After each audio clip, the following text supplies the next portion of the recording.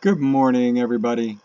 It's me again, Jesse, and here to record another video for social school. This is lesson number 5. We are wrapping up the self-awareness unit, and today I want to talk to you about your strengths and your weaknesses. But before I do, just to kind of reflect a little bit on what we've talked about so far. Obviously, I did the intro video. We talked about what you need to be successful in the work environment, what are your feelings and why you have them. Last time we got into talking about values, what they are and why they're important to you. But today I want to talk about your strengths and your weaknesses. So what you're good at and what you need to work on. And first of all, what I want to kind of discuss with you is why you need to be aware of what your strengths really are, right? So why is it that you need to be able to talk about, what you're good at? And so as we look at this, kind of that self-awareness or understanding yourself is really the key to being successful in life. You have to know what you're working with. And I usually like to start with strengths first, just because, for a lot of us, we may struggle with confidence or those kind of things, but there are situations that are going to require you to be a little extra confident, a little more, I don't know, cocky.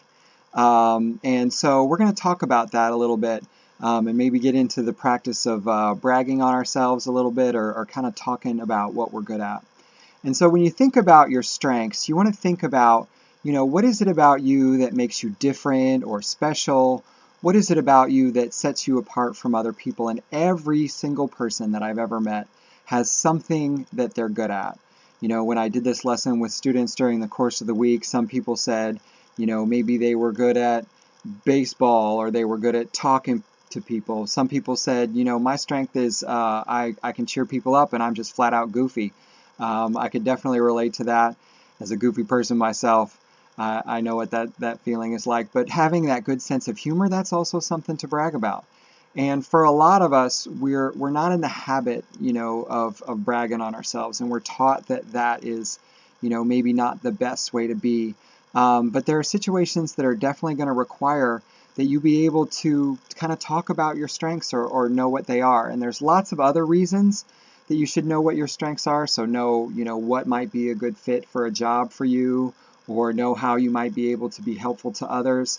But mostly what I'm going to focus on today is interviewing, right? So for a lot of you, maybe you haven't been on an interview before, or you have, but for a lot of people, they get really nervous about it. And the thing that is most helpful in those situations is to come into that situation with a little bit of confidence, right? So you've kind of thought about it. You've practiced maybe some of your answers. And one of the things that they're going to ask you in an interview is, what are your strengths? What are you good at? And so as we think about, looking at our strengths and weaknesses, we want to start to be able to, like I said, to brag on ourselves, to come with that kind of confidence. And as you look about or look at or think about, what your strengths are, don't leave anything out. If you think that it's something, that you're good at, and maybe it's not appreciated by everybody, that's not necessarily a problem. I had students who told me, that the thing that they're good at is video games. And in the right time, in the right place, for the right job, that might be a strength that, is helpful or might be able to somehow apply itself. So don't leave anything out. But what I want you to do is I want you to really think about what are you good at? And see if you can come up with somewhere between like 5 and 10 things. Give me a good solid list of things, like I said, that you can brag about. What makes you special? What makes you different? What really sets you apart from everybody else? And maybe some of the things are the same, but maybe some of them are different. I really feel like all of us have our own gifts, our own aptitudes, things that we're good at. And so I'm going to kick it off, actually. I'm going to go ahead and start this one. I'll tell you a little brag about myself. I have never, in my entire life, I have never been on a job interview where I was not offered the job. And the reason for that, I really think, is that when I go into a job interview, I approach it with the kind of confidence that employers are really looking for. And I know it seems kind of cocky, but I approach these things like, hey, let me do you a favor. Why don't you hire me? And when I approach employers with that kind of confidence, then they know, that they're getting somebody who, believes in themselves and is going to be able to come through when it comes time. And so, again, like I said, take a few minutes, see if you can write them down, come up with somewhere between 5 and 10 things that you're really good at. All right, so we've taken a look at our strengths and we've got a pretty solid list, a pretty good idea of what those are. And it's time for us to go in the other direction. And we have to talk about our weaknesses. And again, this is hard for some of us because, we don't necessarily like to admit that, there's some things that we need to work on. But the truth of the matter is that we all have these things, right? We all have weaknesses. I have yet to meet a human being that is absolutely perfect in every way. And just like it's important for us to be self-aware of our strengths, it is also important for us to be aware of our weaknesses and acknowledge those things in an effort to, let people know that, hey, these are things that I need to work on, and I plan on working on them. I plan on doing something about it. And so as we think about, our weaknesses, probably for a lot of us, we've been told, what those things are. Maybe, we're not necessarily so good at math or English or writing, or, maybe some of the struggles that we have are, things like being confident and communicating in a way that, kind of shows people that we understand where they're coming from. But we've been told about what our weaknesses are. But also you need to kind of check in with yourself and just be real honest. And again, I like to go first with this. I got to tell you, one of my biggest weaknesses right now is technology. Right now, I'm shooting this video on my laptop for the first time, and it's taken me about, 3 hours to make, 10 minutes worth of video. So obviously, technology is something that I struggle with. And for some of us, that's a strength. But, if I'm honest with myself, I got to tell you, for me, it's a weakness. I'm definitely not as good at this stuff as you guys probably are. And so as we look at our weaknesses, we think about ways, that we can present this, because I can almost guarantee you that in an interview, they're not only going to ask you, what your strengths are, but also they're going to ask you, what are some of your limitations? What are some things that you feel like you need to work on? And the reason why it's important to be able to answer this question is because the employer is going to want to know, are you willing to work on a weakness? Are you willing to become better? What areas can you learn? Can you grow? And everybody wants to give themselves, room to grow on. And we all, have a tendency to like to talk about the things that we're good at and maybe not so much about our weaknesses. So what I want you to do now is I want you to take, just a few minutes and maybe see if you can identify some weaknesses. So I want you to imagine for a minute that you were in a job interview and your boss says, okay, well, we've heard about your strengths. What are some of your weaknesses? What are some things that you really need to work on? And again, they can be, anything. If you feel like, what you need to work on is, being humble, that's not a bad thing. I've had a few students when I was doing my Zooms and Google Meets who told me they couldn't think of any weaknesses. They weren't really sure what those were. But now is a good time for us to check in and kind of build that list and give it some thought. So again, would love it if you take a minute and come up with somewhere between 3 and 5. So we're not going to focus as much on our weaknesses as on our strengths. I like to kind of keep things positive. But I want you to take a minute or 2-3 minutes and come up with somewhere between 3 and 5 weaknesses, things that you feel like you really need to work on in order maybe to be a better person, a better employee, a better student, whatever it is. But see if you can write down or give me a list with about 3 to 5 of your weaknesses or your limitations. Okay, so we've looked at our strengths and we've looked at our weaknesses. And now it's time to get down to business. We need to talk about what do we do with these things? How do we, maybe in an interview situation, we use them to our advantage? And what I want to talk to you about now is something called the art of the spin. And in a spin, what I do is I take maybe a difficulty or a weakness or something along those lines, and I flip it, I take it and I spin it around, and I can turn it into something that is actually positive.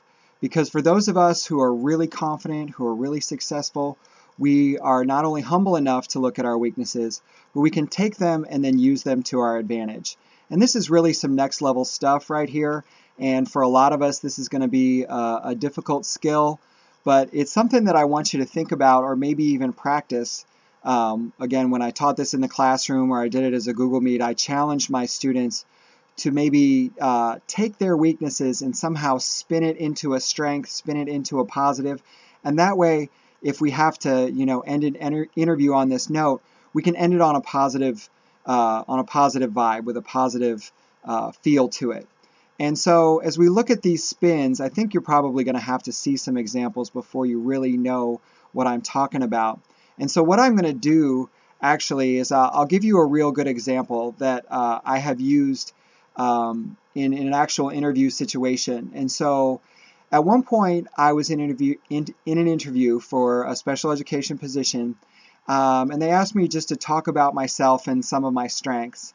And I said, I think actually one of my biggest strengths of all is that I'm really good at making mistakes. And I kind of got looks from them like, oh, what are you talking about? This is not, how usually people approach us. And they were surprised by that answer. But when I went on to explain that what I'm actually really, really good at is making mistakes and then recovering, right? So I know how to apologize. I know how to fix things. I can use my mistakes as an opportunity to learn and grow and fix things. Then, it kind of takes that mistake making and it turns it into a positive, right? And so if I was one of those people who, made a mistake and just collapsed and gave up, then obviously that's not a strength. But if you're someone who can make a mistake and get back up again and fix it and come out stronger on the other side, then that is the sort of kind of the word I would use is resilience or ability to bounce back that I personally would really look for in an employee, because the truth of the matter is we're all going to make mistakes. We're all going to do things wrong. But if you're somebody who can look at your mistakes and learn from it, grow from it, like I said, then, that's the sort of thing that people are looking from in an employer. And having done this in the classroom a few times, I've had people give me some really, really good answers.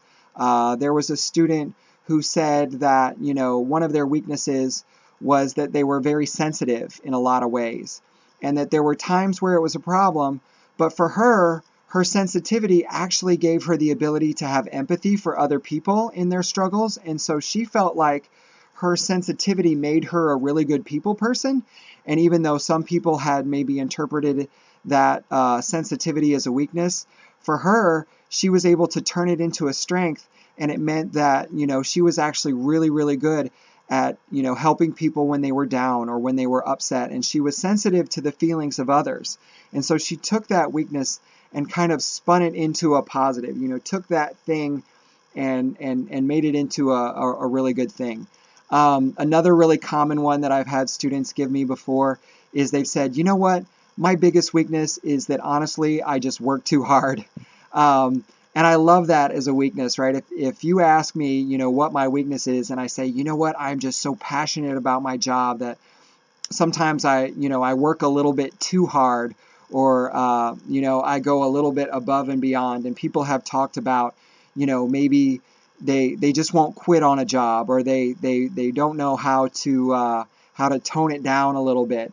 And honestly, if that is your biggest weakness, and you take that in an interview situation and you spin it, that's the kind of strong work ethic that I think a lot of employers are really looking for. And so if you are someone who can take a weakness, take a limitation, and somehow spin it into that kind of positive, that's some really, really next level type stuff.